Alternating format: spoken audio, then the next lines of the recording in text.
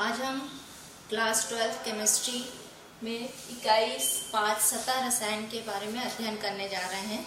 इस टॉपिक में जो ब्लूप्रिंट के आधार पर जो अंक विभाजन है उसमें 2 अंक के वस्तुनिष्ठ प्रश्न आएंगे और वस्तुनिष्ठ प्रश्न और 2 अंक का एक प्रश्न आएगा। 2 अंक का एक अति लघुत्तरी प्रश्न आएगा। इस तरीके से एक प्रश्न अति लघुत्तरी प्रश्न आएगा। इस तरीके से इस यूनिट में से टोटल 4 अंक के प्रश्न आपको दिए जाएंगे। आज हम इस वीडियो में जो सतह रसायन के अंतर्गत जो टॉपिक्स पढ़ने जा रहे हैं वो इस तरीके से हैं। पहले अधिशोषण की परिभाषा पढ़ेंगे, फिर अधिशोषण और अवशोषण में अंतर क्या होता है उसके बारे में हम चर्चा करेंगे। अधिशोषण क्यों होता है, उसका क्या कारण है, उसके बारे में हम करेंगे। फिर अधिशोषण से रिलेटेड जो टर्मिनोलॉजी है जैसे विशोषण और शोषण क्या होता है उसके बारे में भी हम चर्चा करेंगे। नेक्स्ट आएगा अधिशोषण की ऊष्मागतिकी यानी उसकी एंथैल्पी में कैसे परिवर्तन होता है, उसकी मुक्त ऊर्जा में क्या परिवर्तन होता है उसके बारे में हम चर्चा करेंगे। फिर उसके बाद है अधिशोषण के प्रकार, वो कितने प्रकार के होते हैं, उनमें क्या अंतर होता है उसके बारे में हम बताएंगे। फिर आते हैं जो ठोस द्रव में या ठोसों की जो सतह रहती है उस पर जो गैस अधिशोषित होते हैं तो उसके अधिशोषण में कौन कौन से कारक उसको प्रभावित करते हैं, अधिशोषण की मात्रा को, उसके बारे में एक एक करके पढ़ेंगे। उसमें से सबसे इम्पोर्टेंट जो टॉपिक आएगा वो है दाब का प्रभाव। वो बहुत इम्पोर्टेंट टॉपिक है इसके अंतर्गत। और फिर नेक्स्ट लास्ट हम पढ़ेंगे अधिशोषण के अनुप्रयोग, उसका क्या यूसेस है, अधिशोषण का हमारे दैनिक जीवन में क्या क्या उपयोग होता है अधिशोषण का, उसके बारे में हम चर्चा करेंगे। तो सबसे पहले आते हैं अधिशोषण क्या होता है। बच्चों आपने सबने ये शब्द अवशोषण तो सबने सुना है और बचपन से आप पढ़ते आ रहे हो कि अवशोषण क्या होता है, लेकिन ये अवशोषण से अलग शब्दावली है अधिशोषण। अधिशोषण एक पृष्ठ की सतह यानी किसी ठोस या द्रव की सतह की ये प्रक्रिया है। इसमें क्या होता है, कोई किसी ठोस की सतह या द्रव की सतह पे कोई द्रव का या गैस का या ठोस के जो अणु रहते हैं वो ऊपर जम जाते हैं। मैं साधारण भाषा में बोल रही हूँ, ऊपर सतह पर ही एक पदार्थ की सतह पर दूसरे पदार्थ का जमना, एकदम साधारण जो हम बोल सकते भाषा में, उसको हम अधिशोषण कहते हैं। और यदि हम अपनी केमिस्ट्री की लैंग्वेज में कहेंगे तो अधिशोषण एक पृष्ठीय घटना है जो किसी पदार्थ या द्रव की सतह पर उपस्थित मुक्त संयोजकताओं को संतुष्ट करने के लिए अन्य पदार्थों के कण द्रव अथवा ठोस की सतह पर अस्थायी रूप से जुड़ जाते हैं, उस घटना को हम अधिशोषण कहते हैं। उदाहरण के लिए बहुत अच्छा उदाहरण है हमारे पास ये डस्टर। आप ये डस्टर देख रहे हैं, ये डस्टर एक ठोस पदार्थ है, ठीक है। और जब हम इसको डस्टर से हम ब्लैक बोर्ड मिटाते हैं तो चौक का पाउडर इसके ऊपर जम जाता है ना। तो यहाँ पर ये डस्टर के ऊपर ये चौक का पाउडर हम ये कहेंगे कि अधिशोषित हो रहा है, क्योंकि ये अंदर नहीं जा रहा है, ये सिर्फ सतह पर, डस्टर के सतह पर चौक का पाउडर जम रहा है। तो हम ये कहेंगे कि इस चौक के पाउडर का अधिशोषण हुआ है। तो अधिशोषण क्या होता है, किसी ठोस या द्रव, ये तो मैंने उदाहरण दी हूँ ठोस का, ठोस की सतह पर, द्रव की सतह पर भी अधिशोषण होता है। तो किसी ठोस अथवा द्रव की सतह पर उसकी मुक्त संयोजकता में, मुक्त संयोजकता को आगे जाकर उसको समझाऊंगी, थोड़ा सा उसकी व्याख्या करूंगी। मुक्त संयोजकता को संतुष्ट करने के लिए दूसरे कण या दूसरे पदार्थ के कण उसके ऊपर अस्थायी रूप से जुड़ जाते हैं और इस घटनाक्रम को हम अधिशोषण कहते हैं। अब आते हैं अभी मुक्त, इसमें 2 टर्मिनोलॉजी है, अधिशोषक और अधिशोष्य। अधिशोषक और अधिशोष्य।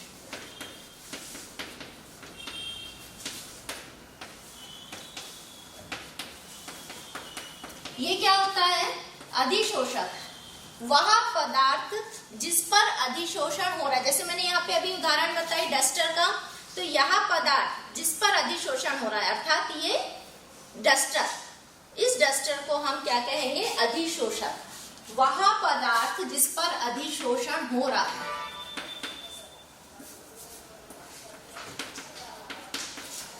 जिस पर अधिशोषण हो रहा है उसको हम क्या कहेंगे? अधिशोषक।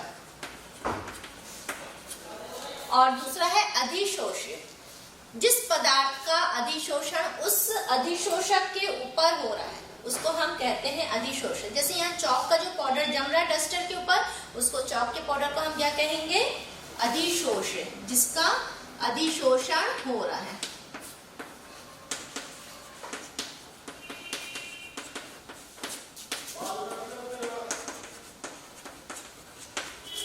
तो अब जब भी हम अधिशोषण के बारे में पढ़ेंगे, ये शब्द जो है अधिशोषक और अधिशोष्य बार बार आएगा, क्योंकि हमको इसी के आधार पर हम अधिशोषण के बारे में व्याख्या करेंगे। अधिशोषक जो है वह पदार्थ है जिसके ऊपर अधिशोषण की प्रक्रिया हो रही है, और अधिशोष्य वह है जिसका अधिशोषण हो रहा है। जिस पदार्थ का अधिशोषण या जो पदार्थ उसके ऊपर जम रहा है अधिशोषक के ऊपर, उसको हम कहते हैं अधिशोष्य।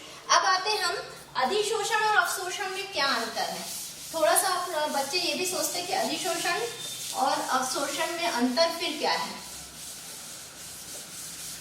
तो उसके अंतर भी हम समझा देते हैं। अधिशोषण और अवशोषण।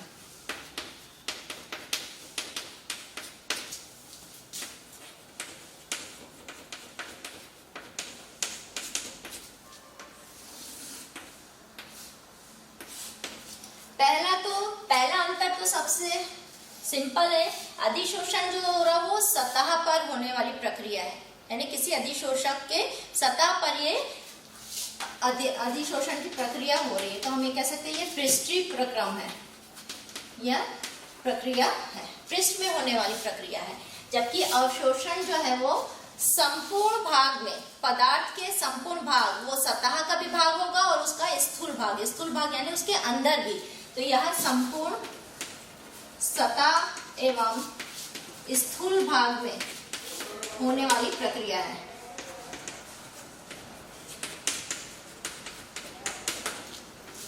पहला अंतर हो गया। अवशोषण क्या होता है? हम किसी चीज का किसी वस्तु के द्वारा सोखना, ठीक है। जैसे जल का सोखना, तो जल वाष्प अंदर तक के जाएगा, किसी वस्तु के अंदर तक के जाएगा जल वाष्प। जैसे एनहाइड्रस कैल्शियम क्लोराइड लेते हैं हम, निर्जल कैल्शियम क्लोराइड, जल वाष्प को यदि वो अवशोषित करती है, जल को वो अवशोषित करता है, तो वो अंदर तक के उसके भी देता है, तो उसको हम क्या कहते हैं? अवशोषण कहते हैं, ठीक है। जो अधिशोषित पदार्थ है उसकी सांद्रता अधिशोषक की सतह पर अधिक होती है। अधिशोष्य की सांद्रता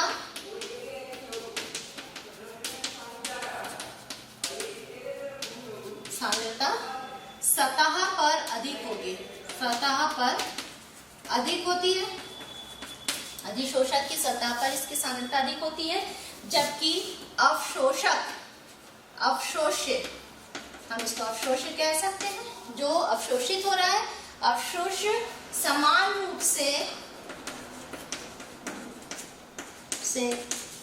अवशोषक में वितरित रहता है,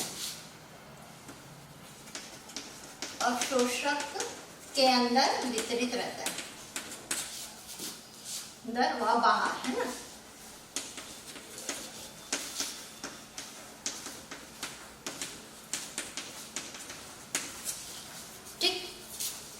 तीसरा है अधिशोषण की जो प्रक्रिया रहती है, शुरुआत में जब प्रारंभ होती है तब इसकी गति तेज होती है, जबकि जैसे जैसे अधिशोषण की प्रक्रिया आगे बढ़ेगी तो अधिशोषण की जो मात्रा या दर जो है वो धीमी होती जाती है, ठीक है। प्रारंभ में वेग अधिक होता है, प्रारंभ में वेग अधिक और बाद में धीमा हो जाता है, जबकि अवशोषण जो है समान वेग से चलने वाली प्रक्रिया है। पूरे प्रक्रम में समान रूप से या समान वेग से, हम कह सकते हैं वेग से चलने वाली प्रक्रिया है, जब तक कि अवशोषण होता रहता है उस समय वेग शुरुआत से अंत तक के समान रहेगा उसका। फिर जो नेक्स्ट पॉइंट है डिफरेंस का, वो है इसमें अधिशोषण में अधिशोषक के सतह के ही अणु सक्रिय रहते हैं। ठीक है, सतह के अणु ही सक्रिय रहेंगे। अणु, परमाणु या कोई जो कण है, सतह पर उपस्थित रहने वाले जो कण है वो सक्रिय रहते हैं, जबकि यहाँ पे संपूर्ण अणु, परमाणु या कण जो है वो सक्रिय रहेंगे। संपूर्ण अणु, परमाणु सक्रिय रहते हैं। सतह की यहाँ पे कोई रोल नहीं रहता, पूरा जो पदार्थ रहेगा उसके सभी अणु या परमाणु जो है वो सक्रिय है। तो अधिशोषण हम देखेंगे तो अधिशोषण एक सिर्फ पृष्ठ में होने वाली सक्रिय प्रक्रम है, जिसमें सतह के ही अणु और जो परमाणु है वो एक्टिव रहेंगे, सक्रिय रहेंगे और उन्हीं के द्वारा ही अधिशोषण होगा। जबकि अवशोषण जो है वो संपूर्ण पदार्थ के अंदर और बाहर, यानी सतह और स्थूल भाग दोनों में ही ये प्रक्रिया होती है, और ये दोनों ही सतह और स्थूल भाग के जो अणु और परमाणु रहेंगे वो सक्रिय रहेंगे। और यहाँ पे अवशोष्य की जो मात्रा रहेगी, अवशोषित होने वाले पदार्थ की जो मात्रा रहेगी वह समान रूप से अवशोषक में वितरित रहेगी, जबकि यहाँ पे अधिशोष्य की मात्रा सिर्फ सतह पर ही रहेगी। तो अब आते हैं, ये रहा हमारा अधिशोषण और अवशोषण के बीच में अंतर।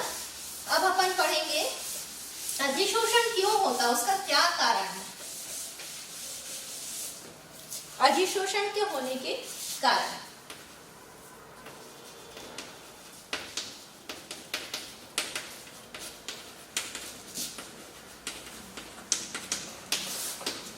इसका कारण यदि हम समझाएं, अभी मैंने बताया कि अधिशोषण की प्रक्रिया में सिर्फ सतह के ही अणु जो रहते हैं सक्रिय रहेंगे।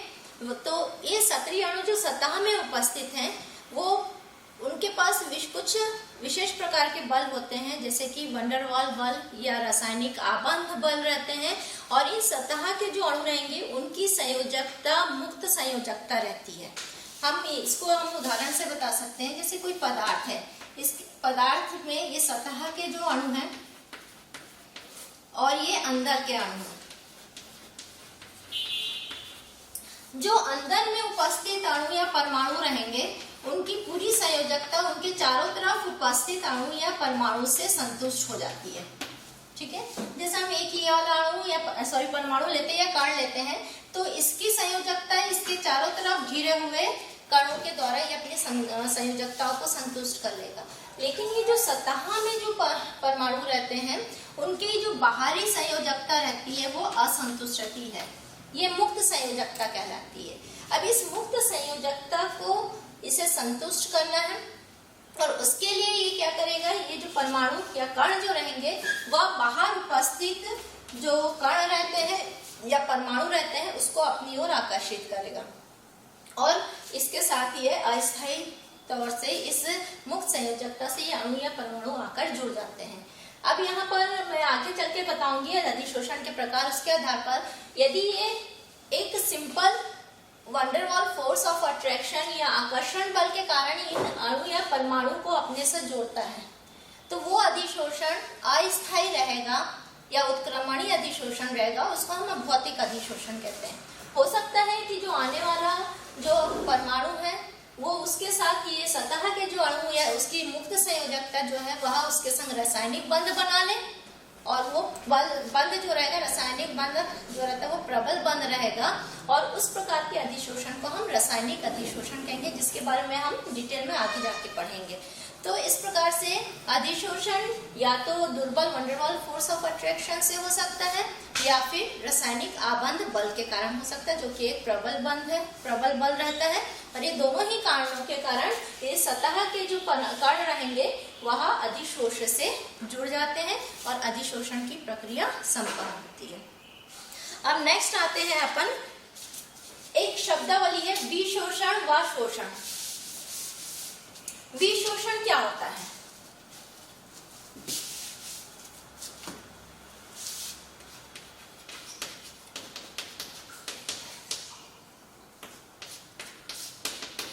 विशोषण जो है अधिशोषण का जस्ट अपोजिट या उल्टा होता है, जिसमें अधिशोषक के ऊपर जो अधिशोषित पदार्थ है अर्थात अधिशोष जो जमा हुआ रहता है अधिशोषक के ऊपर, उसको हटाने की प्रक्रिया, अर्थात विशोषण की परिभाषा हम कैसे कह सकते हैं, वह प्रक्रिया जिसमें अधिशोषक की सतह पर अधिशोषित को हटाया जाए, इस प्रक्रिया को हम विशोषण कहते हैं। यानी अधिशोषित पदार्थों को अधिशोषक की सतह से हटाने की प्रक्रिया को हम विशोषण कहते हैं।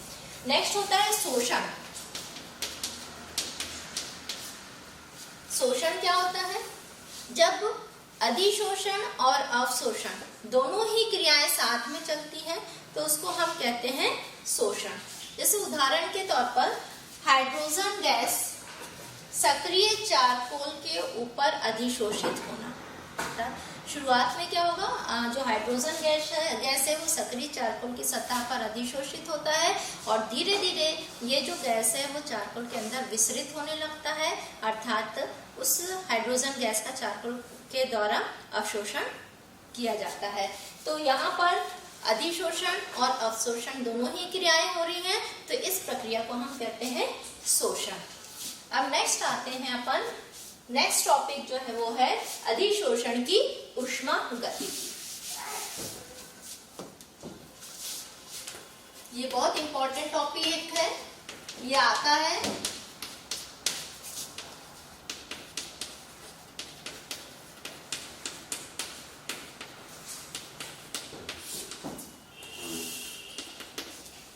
देखिए यहाँ पर जो हम टॉपिक ले रहे हैं, जैसे अभी मैंने अधिशोषण और अवशोषण के बीच में अंतर बताया और अब ये अधिशोषण की ऊष्मागतिकी बता रहे हैं। क्योंकि यहाँ पे एक तो 2 अंक के ऑब्जेक्टिव यानी वस्तुनिष्ठ प्रश्न आने वाले हैं और 2 अंक का अति लघु उत्तरीय प्रश्न आने वाला है, तो ये जो हम टॉपिक अभी पढ़ाते जा रहे हैं उसमें से बहुत सारे ऑब्जेक्टिव क्वेश्चंस भी निकलते हैं। जैसे कि अभी मैंने अधिशोषण और अवशोषण के बारे में जो अंतर बताया, उस अंतर में से भी बहुत सारी, जैसे अधिशोषण में सतह के अणु खालिस्तान होते हैं, तो आपको बताना है कि सक्रिय होते हैं, या ये बोल सकते हैं कि खालिस्तान के अणु सक्रिय होते हैं, तो आपको बताना पृष्ठीय सतह के अणु सक्रिय होते हैं। तो ऐसे छोटे छोटे फिल इन द ब्लैंक्स या ऑब्जेक्टिव टाइप इसमें से पूछा जा सकता है, तो आपको हर एक टॉपिक को स्टडी करना है। ये नहीं कि 2 अंक के तो हैं इसमें से नहीं आएगा, ये इजी टॉपिक है इसको हमको छोड़ना है, ऐसा नहीं है। हर एक टॉपिक में से प्रश्न यहाँ पे निकलेंगे। जैसे अभी हम अधिशोषण की ऊष्मागतिकी बता रहे हैं, ये भी बहुत इंपॉर्टेंट टॉपिक है, इसमें से भी बहुत सारे प्रश्न आते हैं।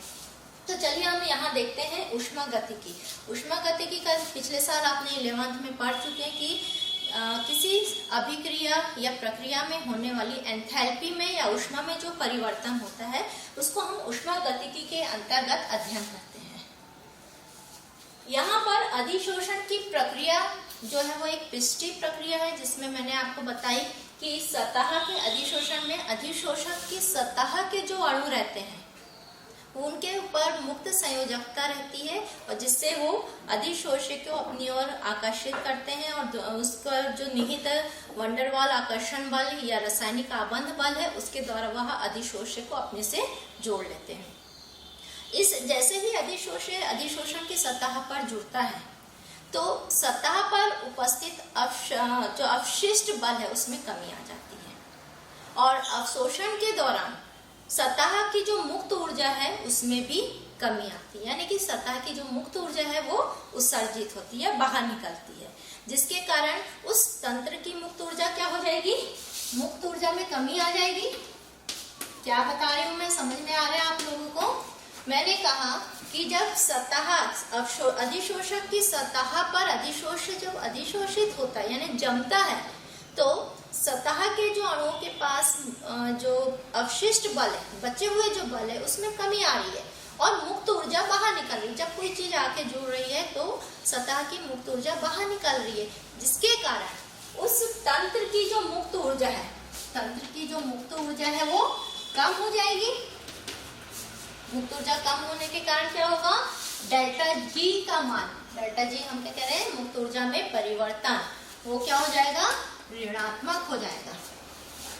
इसके साथ साथ हम देखेंगे कि जैसे ही अधिशोषण की सतह, अधिशोषक की सतह पर जमता है या फिर अधिशोषित होता है तो जो अधिशोष्य की गति धीमी हो जाएगी या फिर पूरी तरीके से समाप्त हो जाएगी। और उसमें जो अधिशोष्य की जो अव्यवस्था थी, डिसऑर्डरनेस जो थी, वो भी कम हो गया। और तुमको मालूम है अव्यवस्था यानी क्या होता है, उस तंत्र की एंट्रोपी कहलाती है। तंत्र की एंट्रोपी को क्या कहते हैं हम, अव्यवस्था। तो एंट्रोपी, तंत्र की एंट्रोपी को हम किससे प्रदर्शित करते हैं, याद होगा आप लोगों को, पिछले साल हमने पढ़े हैं, उसको डेल्टा एस से प्रदर्शित किया जाता है। और ये डेल्टा एस भी निगेटिव होता है, यानी कि जब अधिशोषण की प्रक्रिया होती है तो उस तंत्र की मुक्त ऊर्जा और एंट्रोपी में कमी आती है। अब हम आते हैं गिब्स हेल्महोल्ट्ज समीकरण, जो लास्ट ईयर आप लोगों ने पढ़े हैं। और थोड़ा सा आपको यदि याद होगा, गिब्स हेल्महोल्ट्ज समीकरण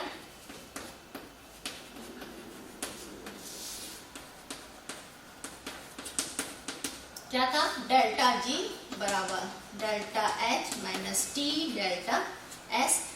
यहाँ पे डेल्टा जी क्या है, मुक्त ऊर्जा, तंत्र की मुक्त ऊर्जा है। डेल्टा एच जो है वो तंत्र की एंथैल्पी है। और टी जो है उस समय उसका तंत्र का तापमान है। और डेल्टा एस जो है वो एंट्रोपी में परिवर्तन है। ठीक है, डेल्टा जी मुक्त ऊर्जा में डेल्टा एच एंथैल्पी में परिवर्तन और डेल्टा एस मुक्त ऊर्जा में परिवर्तन। या हम यहाँ पे देखते हैं, समीकरण को आगे बढ़ाते हैं। तो डेल्टा एच बराबर क्या हो जाएगा, डेल्टा जी धन T delta S. Delta H को एक तरफ ले आए तो हमारा डेल्टा, चूंकि डेल्टा जी भी ऋणात्मक है और डेल्टा एस भी ऋणात्मक है, तो हमारा डेल्टा एच का मान भी क्या हो जाएगा, ऋणात्मक हो जाएगा। अर्थात यदि एंथैल्पी में परिवर्तन ऋणात्मक है, उसका मतलब क्या होता है कि तंत्र की जो एंथैल्पी है उसमें कमी आ रही है। और तंत्र की एंथैल्पी में कमी कब आएगी, जब उस तंत्र से ऊष्मा या ऊर्जा बाहर निकलेगी। तो हम ये कहेंगे कि अधिशोषण जो है, अधिशोषण एक ऊष्माक्षेपी अभिक्रिया है। अधिशोषण क्या है, एक ऊष्माक्षेपी प्रक्रिया है।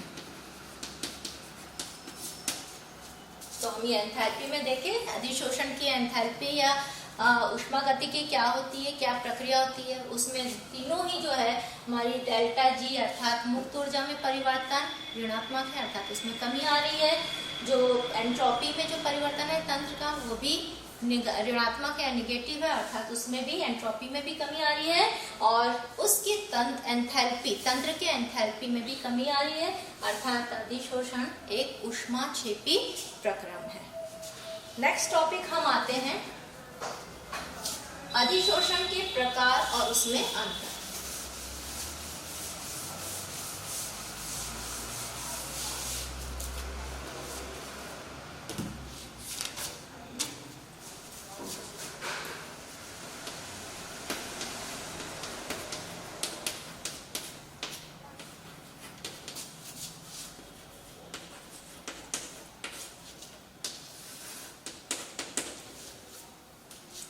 अधिशोषण के प्रकार। अधिशोषण में अधिशोषक और अधिशोष्य के बीच का आकर्षण बल के आधार पर अधिशोषण दो प्रकार का, थोड़ी देर पहले मैंने इसके बारे में हल्की सी चर्चा की थी। इसमें अधिशोष्य और अधिशोषक के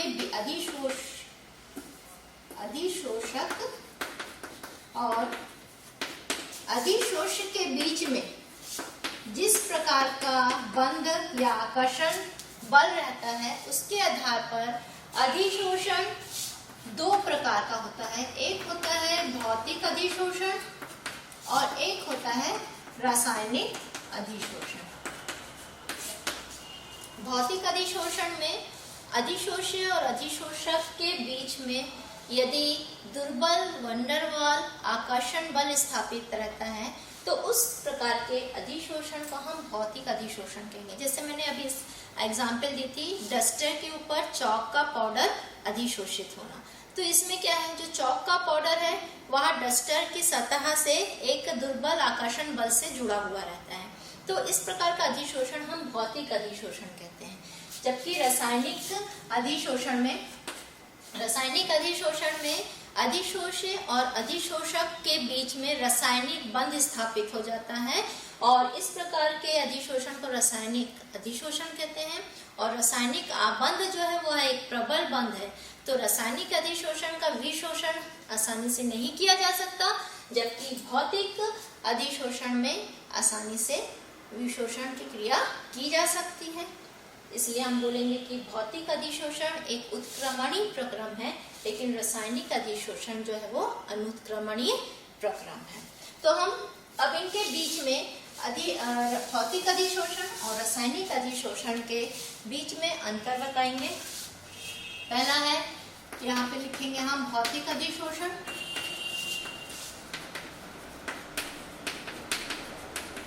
और इधर लिखते हैं रासायनिक अधिशोषण।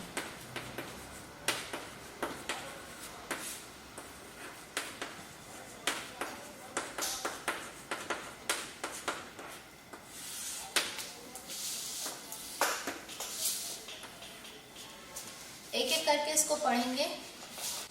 आइए अब अपन अधिशोषण के प्रकार के बीच में अंतर पढ़ेंगे। भौतिक अधिशोषण और रासायनिक अधिशोषण, दो प्रकार के अधिशोषण अभी बताए थे हमने, उनके बीच में अंतर पढ़ेंगे। तो जैसे कि मैंने बता चुकी हूँ कि भौतिक अधिशोषण अधिशोषक और अधिशोष्य के बीच में जब दुर्बल वंडरवाल आकर्षण बल रहता है, तब इस प्रकार के अधिशोषण को हम भौतिक अधिशोषण कहते हैं। जबकि रासायनिक अधिशोषण में अधिशोषक और अधिशोष्य के बीच में प्रबल रासायनिक आबंध होता है। तो पहला अंतर यही है कि भौतिक अधिशोषण में अधिशोषक और अधिशोष्य के बीच में दुर्बल वंडरवाल आकर्षण बल हो रहा है, जबकि रासायनिक आबंध बल में प्रबल रासायनिक अधिशोषण में अधिशोषक और अधिशोष्य के बीच में रासायनिक आबंध बल रहता है। सेकंड डिफरेंस ये है कि भौतिक अधिशोषण में चूंकि दुर्बल वंडरवाल आकर्षण बल है, तो उसको हम आसानी से इसका विशोषण कर सकते हैं, इसलिए यह उत्क्रमणीय प्रक्रम है। जबकि रासायनिक अधिशोषण जो है वह अनुत्क्रमणीय प्रक्रम है, अर्थात हम इसका आसानी से विशोषण नहीं कर सकते। नेक्स्ट है, जो भौतिक अधिशोषण होता है वह बहुपर्ती होती है। बहुपर्ती का मतलब जैसे मैंने अभी बताई थी, ये डस्टर है और डस्टर के ऊपर चौक की एक लेयर, दूसरी लेयर, तीसरी लेयर ऐसा जम सकती है। ठीक है, वो संभव है क्योंकि एक आकर्षण बल है और उस आकर्षण बल के कारण अधिशोषण जो है वो अधिशोषण की सतह पर बैठ जा रहे हैं। लेकिन रासायनिक आबंध में क्या हो रहा है? रासायनिक आबंध में चूंकि अधिशोषी और अधिशोषक के बीच में रासायनिक बंध बन रहा है और रासायनिक बंध अधिशोषक सिर्फ सतह पर रहने वाले, अधिशोषक की सतह पर जो कण है, अणु या परमाणु जो कण है, उससे ही रासायनिक बंध बना रहा है।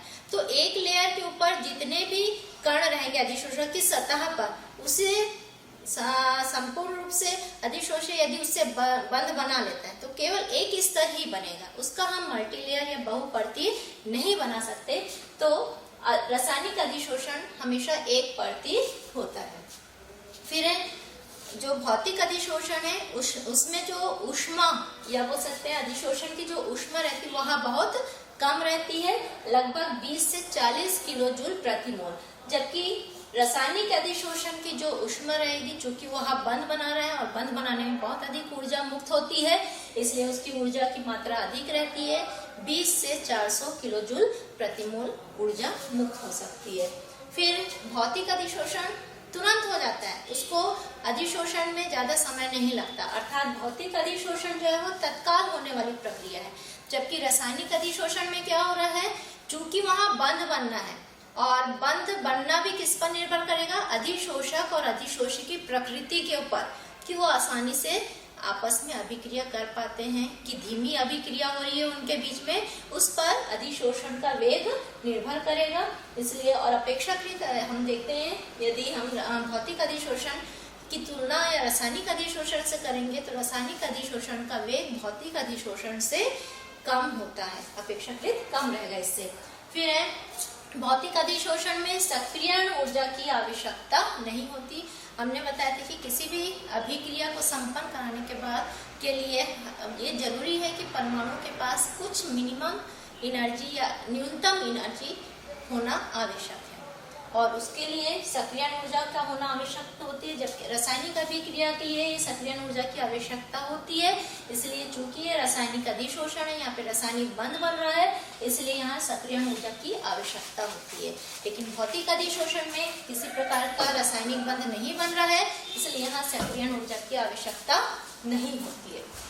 फिर आते हैं कि उसका अभी मैं आगे चल के जब बताऊंगी कि प्रभावित करने वाले कारक, अधिशोषण को प्रभावित करने वाले कारक में ताप, दाब, ये सब की आगे चर्चा करेंगे। तो उसके लिए जो भौतिक अधिशोषण होता है वहाँ निम्न ताप और उच्च दाब पर होगा। भौतिक अधिशोषण में क्या हो रहा है, हमको ताप कम रखना पड़ेगा और उस पर दाब अधिक लगाना पड़ेगा, तो अधिशोषण की दर जो है वो बढ़ेगी। जबकि रासायनिक अधिशोषण में यहाँ पर ताप और दाब दोनों ही अधिक रखना पड़ेगा। नेक्स्ट डिफरेंसेस है अधिशोषक, भौतिक अधिशोषण की हम बात करते हैं तो भौतिक अधिशोषण जो है अधिशोषक के सतह पर निर्भर करेगा। जो उसकी जो दर है या मात्रा, अधिशोषण की जो मात्रा रहेगी वह सतह की क्षेत्रफल पर निर्भर करता है। उसका क्षेत्रफल सतह का जितना अधिक होगा अधिशोषण की मात्रा उतनी ही अधिक होगी। लेकिन रासायनिक अधिशोषण में सतह पर उपस्थित सक्रिय स्थल, जहाँ पे एक्टिव पॉइंट जिसको कहते हैं, जहाँ पे बंध बनना है, उसके ऊपर निर्भर करेगा। जितने वहां पर एक्टिव या सक्रिय स्थल रहेंगे अधिशोषण, रासायनिक अधिशोषण की दर उतनी ही अधिक होगी। और लास्ट में है कि भौतिक अधिशोषण जो है वह विशिष्ट नहीं होता, अर्थात कोई भी अधिशोषक जो है किसी भी प्रकार की गैस को अधिशोषित कर सकता है। अधिकतर सभी गैसें जो हैं वो अधिशोषित कर सकता है, लेकिन रासायनिक अधिशोषण ऐसा नहीं है, वह विशिष्ट होता है।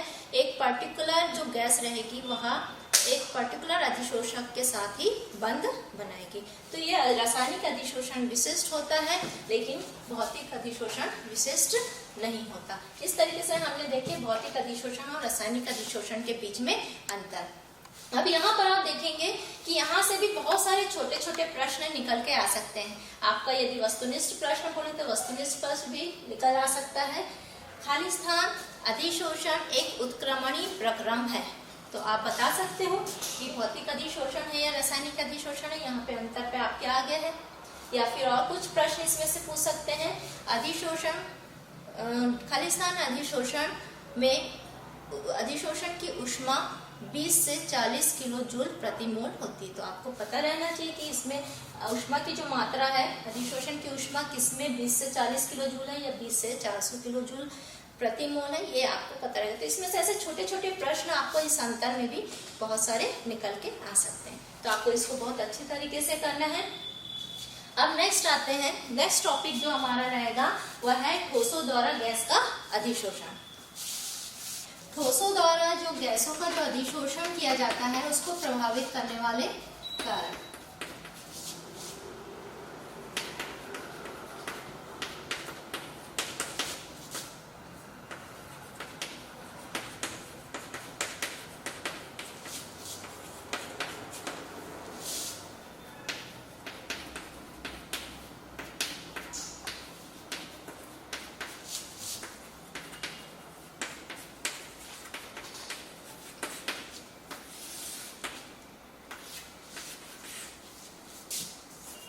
हम देखते हैं यहाँ पे, जब किसी ठोस की सतह पर गैस अधिशोषित होता है, जैसे प्लेटिनम के ऊपर हाइड्रोजन गैस का अधिशोषण, तो इस प्रकार के अधिशोषण में कौन कौन से कारक उसको प्रभावित कर सकते हैं अधिशोषण की दर को। उसमें से पहला आएगा अधिशोषी की प्रकृति, अर्थात गैस की प्रकृति कैसी होती है। गैस की प्रकृति के आधार पर उसके अधिशोषण की मात्रा निर्भर करेगी। आपको मालूम है दो प्रकार की गैसें होती हैं। एक गैस ऐसी होगी जो आसानी से द्रव में परिवर्तित हो जाती है, और दूसरी गैस ऐसी होती है जो आसानी से द्रवित नहीं होती। जो आसानी से द्रवित होने वाली जो गैसें हैं,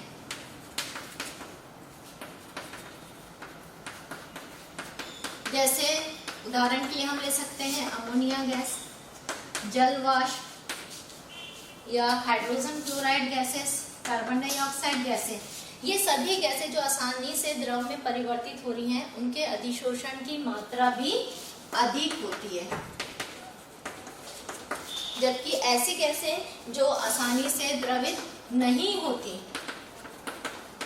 उदाहरण के लिए नाइट्रोजन, हाइड्रोजन, ऑक्सीजन, ये सभी गैसें जो आसानी से द्रव में परिवर्तित नहीं हो सकती, उनका जो अधिशोषण है वह आसानी से नहीं होता, या अधिशोषण की मात्रा कम होती है। अब इसका रीजन भी हम बता देते हैं। कारण क्या होता है, जो आसानी से द्रवित होने वाली जो गैसें हैं उनके अणुओं का आकार बड़ा रहता है, आणविक द्रव्यमान बड़ा रहता है, अधिक रहता है, तो इनका जो आकर्षण बल है, अधिशोषण के सतह से जो आकर्षण बल है वो अधिक रहता है, जिसके कारण ये आसानी से आकर सतह पर अधिशोषित हो जाते हैं अधिशोषक के। जबकि जो आसानी से द्रवित नहीं होने वाली जो गैसें हैं वो हल्की रहती हैं, उनका आकार छोटा होने के कारण ये अधिशोषण की इनकी मात्रा कम हो जाती है। एक होता है इसमें क्रांतिक ताप, एक शब्द आता है, यदि हम इसके बारे में, गैस के बारे में समझा रहे हैं तो एक है क्रांतिक ताप। क्रांतिक ताप किसी गैस का वह ताप है जिसके ऊपर, उस ताप के ऊपर हम उस गैस को द्रवित नहीं कर सकते। तुमको मालूम है, यदि हम गैस के ऊपर दाब लगाते हैं तो गैस क्या द्रव में परिवर्तित हो जाता है। तो क्रांतिक ताप एक लिमिट रहेगी उस ताप की, उसके ऊपर यदि हम उसका ताप बढ़ाते हैं और दाब लगाएंगे, ताप अधिक करते जाएंगे, तो उस लिमिट के बाद गैस को द्रव में परिवर्तित नहीं कर सकते, यानी वो गैस गैसीय अवस्था में ही रहेगा। तो हम इससे समझ सकते हैं कि क्रांतिक ताप जितना अधिक होगा, जितना अधिक होगा उस गैस का अधिशोषण भी अधिक होगा, उस गैस की अधिशोषण। क्रांतिक ताप फिर से एक बार रिपीट कर देती हूँ।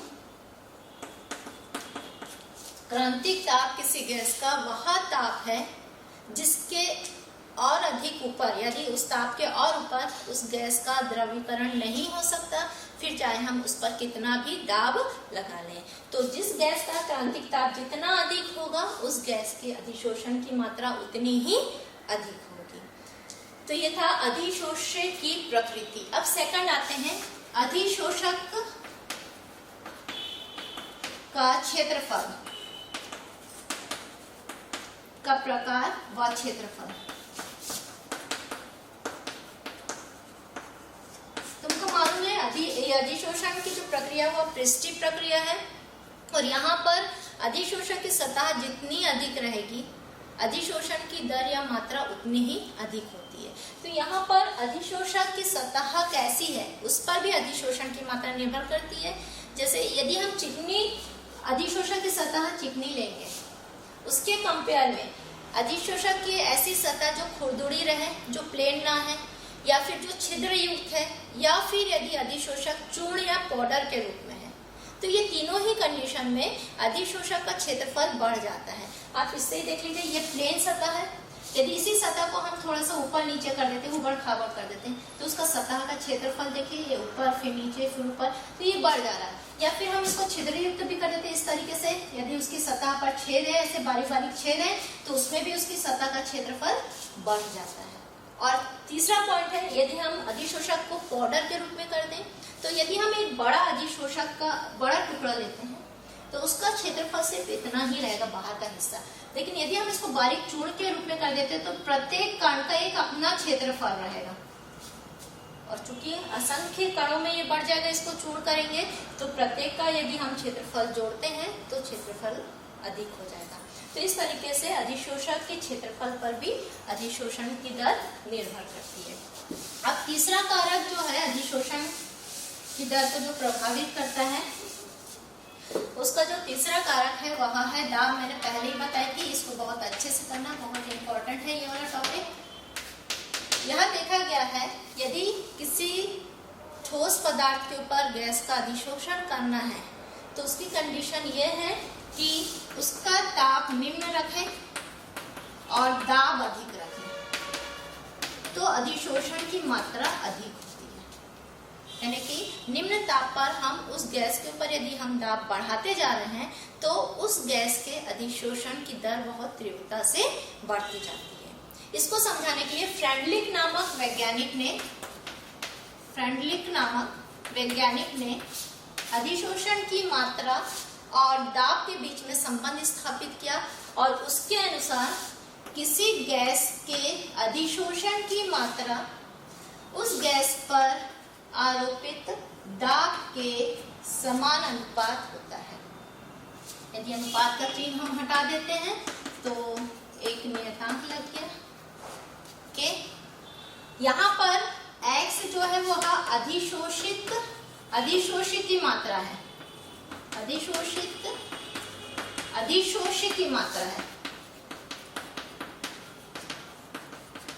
और m जो है वह अधिशोषक का द्रव्यमान है,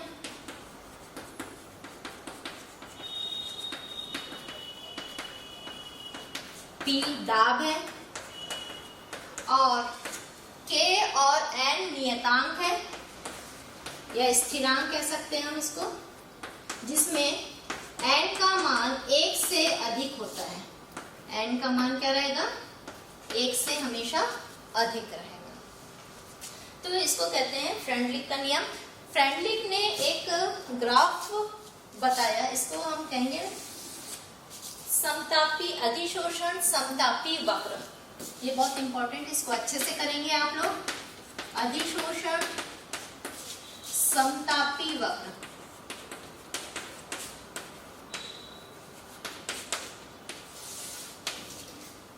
यहाँ पर यदि हम ग्राफ बनाते हैं x बाई m और p के बीच में,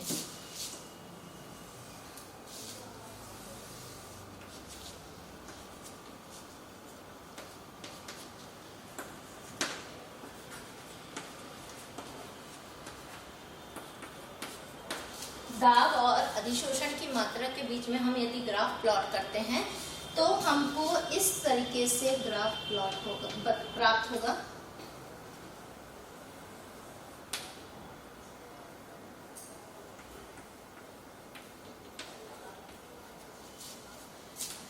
यहाँ पर आप देखेंगे कि शुरुआत में जब दाब कम था तब यहाँ अधिशोषण जो है वह धीरे धीरे बढ़ रहा है। जैसे जैसे हम दाब बढ़ाते जाएंगे अधिशोषण की मात्रा भी बढ़ती जा रही है और हमको यहाँ पे सीधी सरल रेखा प्राप्त हो रही है। यहाँ पे इस पोर्शन में यदि हम देखते हैं तो अधिशोषण की जो मात्रा रहती है वह K बराबर होता है K p⁻1, मतलब निम्न दाब पर क्या हो रहा है?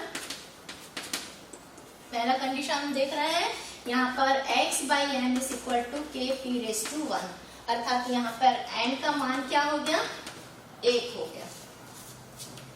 फिर आगे चल के हम देखते हैं जैसे जैसे एक अधिकतम ताप पर, यानी कि दाब जो है वह अधिकतम दाब पर हम देखेंगे। अच्छा, यहाँ पूरी प्रक्रिया में फ्रेंडलिक ने बताया ताप निश्चित रखना है यहाँ पे, इसलिए समतापी बोला जा रहा है। उसका अर्थ ही है कि यहाँ पर ताप में कोई परिवर्तन नहीं रहेगा और ताप निम्न रहेगा, ताप अधिक नहीं रहेगा। उस कंडीशन में ये नियम लागू हो रहा है। और सेकंड कंडीशन में हम देखते हैं अति उच्च दाब पर।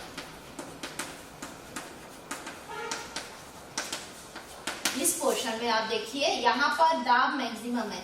यहाँ पर आप देख रहे हैं, पहले मैं इसको बता देती हूँ, जैसे जैसे दाब बढ़ता जा रहा है अधिशोषण की मात्रा भी बढ़ती जा रही है, लेकिन एक निश्चित दाब के बाद अधिशोषण की मात्रा जो है वो स्थिर हो गई है। तो ये दाब जिसके बाद और अधिक दाब बढ़ाने से अधिशोषण की मात्रा स्थिर हो जाती है, उस दाब को हम संतृप्त दाब भी कहते हैं। PS जो है वह एक संतृप्त दाब है।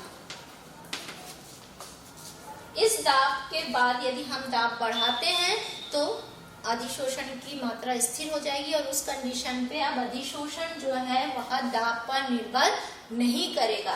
तो अधिक उच्च ताप पर x बाई m जो है वह K p⁻0, यानी यहाँ पे n क्या हो जाएगा? 0 हो जाएगा, अर्थात x बाई m बराबर K, यानी कि एक स्थिरांक हो जाएगा। अधिशोषण की मात्रा यहाँ पे क्या हो जाएगी? स्थिरांक हो जाएगी। इस कंडीशन में K के बराबर हो जाएगी। और यहाँ पर n बराबर क्या हो गया? n बराबर 0 हो गया, 1 बाई n बराबर 0 हो जाएगा। तीसरी कंडीशन देखेंगे, ये वाला हिस्सा जहाँ पे ये स्थिति, मतलब जैसे जैसे दाब बढ़ाते जा रहे हैं, यानी मध्यम दाब पर।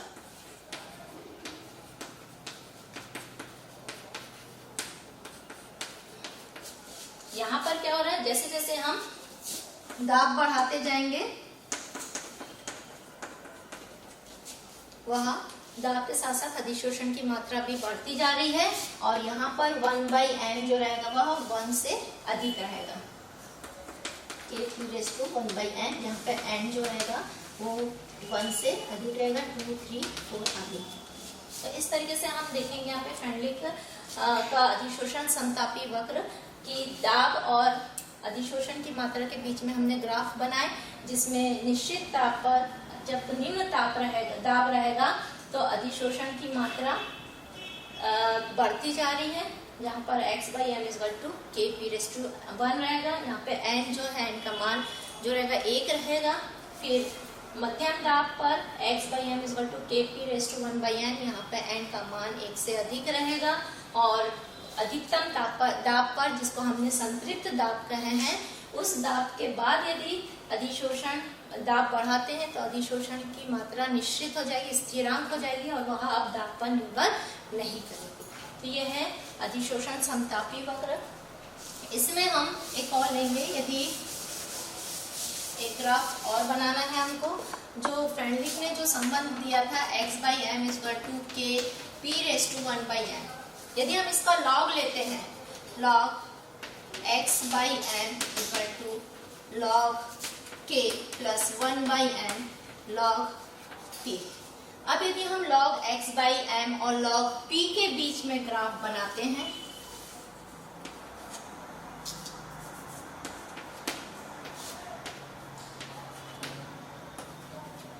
log x/m और log P के बीच में ग्राफ प्लॉट करते हैं तो इस तरीके से सीधी रेखा हमको प्राप्त होगी। और इस ग्राफ में जो अंतःखंड रहेगा वो log K के बराबर रहेगा और इसका जो प्रवणता रहेगी वो 1/n के बराबर होगा। तो इस ग्राफ या इस आधार पर हम K और n का मान ज्ञात कर सकते हैं। तो ये दोनों ही ग्राफ जो वक्र है वो इम्पोर्टेंट है, अधिशोषण समतापी वक्र, इसको आपको अच्छे से करना है, इससे प्रश्न पूछे जाते हैं।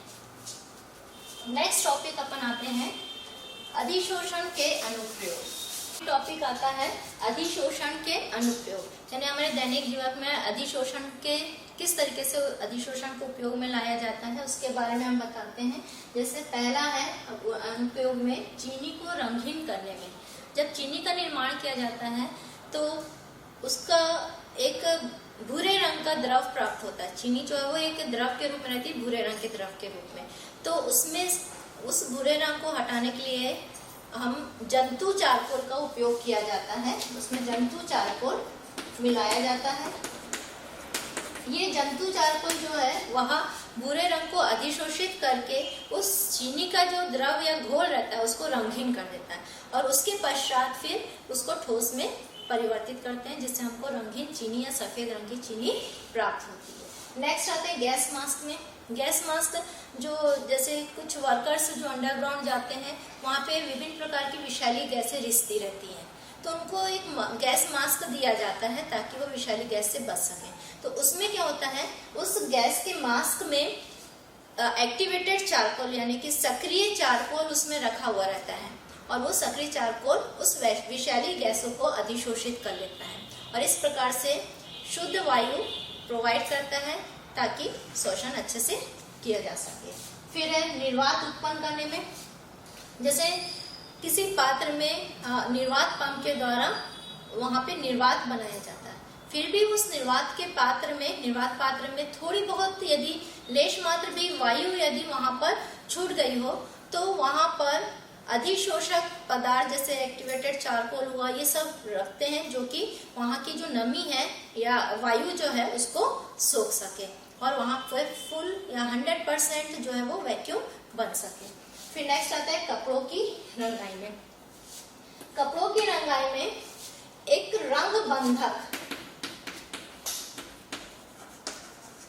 यानी कि मॉर्डेंट जिसको कहते हैं, ये मॉर्डेंट एक्चुअली कपड़ों में जब डाई करते हैं या रंजक या कलर चढ़ाते हैं तो ये कपड़े और रंजक के बीच में एक बंध की तरह कार्य करता है। यदि हम ये मॉडर्न या रंग बंधक यदि हम नहीं यूज करेंगे तो यदि और कपड़े को हम ऐसे ही रंग देंगे तो 1 या 2 धुलाई के बाद वो रंग हट जाता है। तो यहाँ पर कोई भी कपड़े को रंगने के लिए रंग बंधक का यूज करना बहुत जरूरी रहता है। और ये रंग बंधक एक अधिशोषक होता है, ये अधिशोषक होता है और यह रंजक या डाई को अपने पर अधिशोषित करके कपड़े और रंजक के बीच में को बांधने का काम करता है। फिर नेक्स्ट आते हैं व्याधियों के उपचार में। कुछ दवाइयां या औषधियां ऐसी रहती हैं जो कीटाणुओं को, बैक्टीरिया, वायरस को अपने ऊपर अधिशोषित कर लेती हैं और उनको मारने का भी कार्य करती हैं। इस तरीके से ये विभिन्न प्रकार की बीमारियों के उपचार के लिए भी यूज होता है अधिशोषण। तो आज हम ये हमने 5 अनुप्रयोग देखे। इसके अंतर्गत भी कुछ प्रश्न पूछे जा सकते हैं आपको। तो हमने यहाँ पर आज के टॉपिक में देखे अधिशोषण क्या होता है, अधिशोषण की परिभाषा देखे, अधिशोषण और अवशोषण के बीच में अंतर भी देखे। उसमें से भी बहुत छोटे छोटे प्रश्न आपको निकल के आ सकते हैं जो कि अति लघुत्तरी प्रश्न है। यदि पूछ सकते हैं अधिशोषण और अवशोषण में अंतर, तो आपको 2 अंतर, चूंकि ये 2 नंबर के आएंगे अति लघुत्तरी प्रश्न, तो आप उसमें 2 अंतर बता सकते हैं। फिर आते हैं अधिशोषण के कारण। मैंने बताई थी कि मुक्त संयोजकता अधिशोषक की सतह पर रहते हैं और उसकी संतुष्टि के लिए, उसको संतुष्ट करने के लिए अन्य पदार्थों को अधिशोषक जो है आकर्षित करके अपने ऊपर जोड़ लेता है स्थायी रूप से। फिर नेक्स्ट है विशोषण और शोषण। विशोषण क्या होता है? अधिशोषण का जस्ट उल्टा, यानी अधिशोषित पदार्थ को अधिशोषक की सतह से हटाने की जो प्रक्रिया रहती है वह विशोषण है। शोषण क्या होता है? जब अधिशोषण और अवशोषण एक साथ चलते हैं तो उस प्रक्रिया को हम शोषण कहते हैं। फिर नेक्स्ट आते हैं अधिशोषण की ऊष्मागतिकी। अधिशोषण की ऊष्मागतिकी, यहाँ पे हम मुक्त ऊर्जा के बारे में बताएं। सतह की जो इस तंत्र की जो मुक्त ऊर्जा है वह कम होती है बंध बनाने में या अधिशोषित करने में अधिशोषक को, तो वहाँ पर मुक्त ऊर्जा में कमी आ रही है। वहाँ की तंत्र की जो एंट्रोपी रहती है या अव्यवस्था रहती है उसमें भी कमी आ रही है। इसलिए डेल्टा एच यानी एंथैल्पी भी ऋणात्मक होती है, अर्थात वहाँ पर ऊष्मा बाहर निकल रही है या तंत्र की एंथैल्पी कम हो रही है। इसलिए अधिशोषण जो है वो एक ऊष्माक्षेपी प्रक्रिया होती है। फिर आए हम नेक्स्ट टॉपिक जो था वह ठोसों के द्वारा जो गैसों का अधिशोषण होता है उसमें कौन कौन से कारक प्रभावित करते हैं। तो सबसे पहले हमने बताया अधिशोष्य की प्रकृति, अर्थात यहाँ पर हम अधिशोष्य गैस ले रहे हैं, इसलिए हम बताएंगे कि गैस जो आसानी से द्रव में परिवर्तित हो जाती है उसका अधिशोषण बहुत अधिक होता है या बहुत तीव्रता से होता है। लेकिन ऐसी गैसें जो आसानी से द्रव में परिवर्तित नहीं होती या जिसका क्रांतिक ताप कम होता है वह आसानी से अधिशोषण उसका नहीं होता या अधिशोषण की मात्रा कम होती है। फिर उसके बारे में हम क्रांतिक ताप के बारे में भी बताए थे। क्रांतिक ताप वह ताप है जिसके ऊपर गैस को और द्रवित नहीं किया जा सकता, द्रव में परिवर्तित नहीं किया जा सकता, फिर चाहे हम उस गैस के ऊपर कितना भी दाब बढ़ा दें। और क्रांतिक ताप जिस गैस का जितना अधिक रहेगा उसके अधिशोषण की मात्रा उतनी ही अधिक रहती है। और फिर उसके बाद कारक में अधिशोषक की प्रकृति में आए थे या क्षेत्रफल में आए थे। यदि अधिशोषक की सतह का क्षेत्रफल अधिक रहेगा तो उसके अधिशोषण की मात्रा अधिक होती है, अर्थात यदि सतह खुरदुरी है या छिद्र युक्त है या अधिशोषक चूर्ण के रूप में है तो अधिशोषण की दर बढ़ जाएगी। फिर सेकंड था दाब। निम्न ताप पर यदि हम अधिशोषक के ऊपर दाब बढ़ा देते हैं तो अधिशोषण की मात्रा बढ़ जाएगी। उसके लिए फ्रेंडलिक का हमने समतापी वक्र भी बताए थे, अधिशोषण के समतापी वक्र, जो कि बहुत इंपॉर्टेंट है, आपको बहुत अच्छे से उसे करना है। और लास्ट में ताप का भी प्रभाव था। वहाँ पे ताप मैंने बताया क्योंकि ये इसमें क्षेपी अभिक्रिया है तो ताप बढ़ाने पर अधिशोषण, उसमें अंतर है, उसमें भौतिक अधिशोषण और रासायनिक अधिशोषण। भौतिक अधिशोषण में ताप बढ़ाएंगे T और x/n के बीच में हम जब ग्राफ प्लॉट करते हैं तो भौतिक अधिशोषण में जैसे जैसे हम ताप बढ़ाते हैं तो अधिशोषण की दर कम होती जाती है, जबकि रासायनिक अधिशोषण में शुरुआत में जब हम प्रारंभ में अधिशोषण जब प्रारंभ होता है उस समय हम जब ताप बढ़ाते हैं तो अधिशोषण की दर बढ़ती जाएगी, यानी x/m का मान बढ़ता जाएगा और एक निश्चित ताप पर ये x/m की मात्रा अधिकतम हो जाएगी। और उसके पश्चात यदि हम ताप और बढ़ाते हैं तो अधिशोषण की मात्रा कम होती जाएगी, यानी अधिशोषण की दर कम होती जाएगी। तो इस प्रकार हम देखते हैं रासायनिक अधिशोषण में शुरुआत में जब अधिशोषण शुरू हो रहा है तो x/m का मान बढ़ता जा रहा है। एक मैक्सिमम टेम्परेचर आने पर तक के, यानी 1.1 टेम्परेचर तक के, ये मैक्सिमम तक के जाएगा अधिशोषण और उसके बाद फिर अधिशोषण की मात्रा जो है वो कम हो जाती है। तो ये है ताप का भी प्रभाव था यहाँ पे। फिर उसके बाद आते हैं अधिशोषण के अनुप्रयोग, जो ये हमने 5 प्रकार के अनुप्रयोग बताए हैं, उसको भी आपको अच्छे से